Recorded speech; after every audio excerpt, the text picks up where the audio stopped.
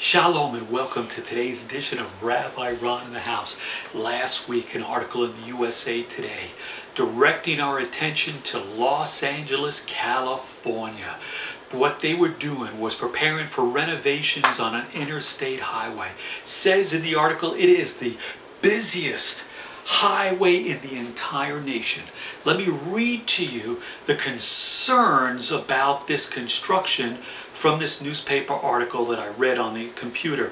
It says, in a car-dependent Los Angeles, this interstate closing is being touted as not just the biggest traffic disruption in decades, but also as an almost apocalyptic event that will be felt for miles and miles. And they gave it a term. Call it Carmageddon. Carmageddon! This is what they felt like this thing could do. Well, I read another article on the internet in the Yahoo News just today, July 18th. And it was reminding us about the economic crisis that we're in here in America, but really not just in America, across the world. And in this article, it reminded us that in May, just a couple of months ago, almost a couple of months ago, that we had actually reached our debt limit of $14 trillion, not billion, trillion, a little over $14 trillion. We're in debt here in America.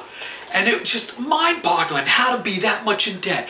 And this article on Yahoo News says this, that unless this limit is raised by August 2nd, coming up real soon, the Treasury, the United States Treasury says that growing commitments will force a default. Our government could default.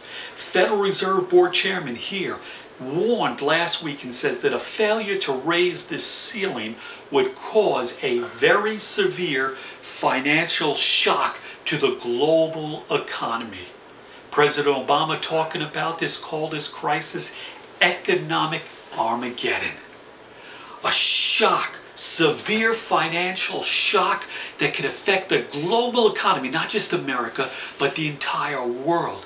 President Obama calls it economic Armageddon. I read that. I said, what happened to separation between church and state? I know. The government's sitting there and talking about Armageddon, apocalyptics.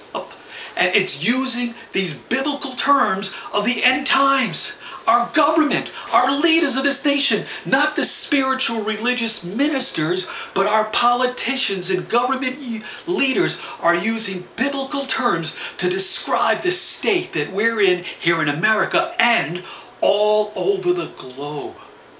Incredible.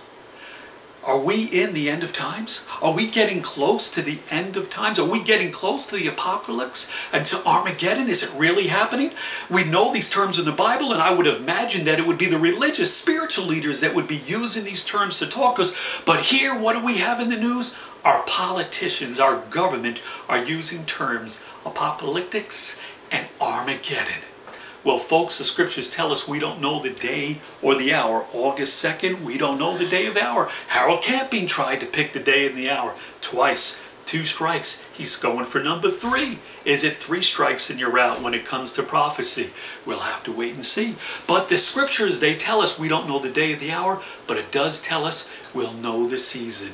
Is God trying to get our attention through our government and tell us that the end is near? We don't know the date, maybe not August 2nd, but are we getting close to the end? If that's the case, I need to ask you, are you ready for the end? Yeshua in the scriptures gives us the parable of the 10 virgins. 5 were ready, 5 were not. 5 were foolish and did not prepare and get ready. 5 did. 5 that were ready, when Yeshua came, everything was beautiful, went with him, beautiful for all eternity. But 5 were not ready, and they missed out on the end. We don't know the day of the hour, August 2nd or whatever date Harold Camping's got set aside now. But folks, I wonder if God's trying to get us our attention and tell us that the season is coming soon, that the end times is on its way. And so you need to be ready. If you need to talk, go see your Messianic rabbi, your minister. If they're not available or you don't have one, get in the comment section, jot me a note and say, I need to get ready for the end times. And so folks, unless Armageddon or the apocalypse happens tonight, I'll be back tomorrow for another episode of Rabbi Ron in the House.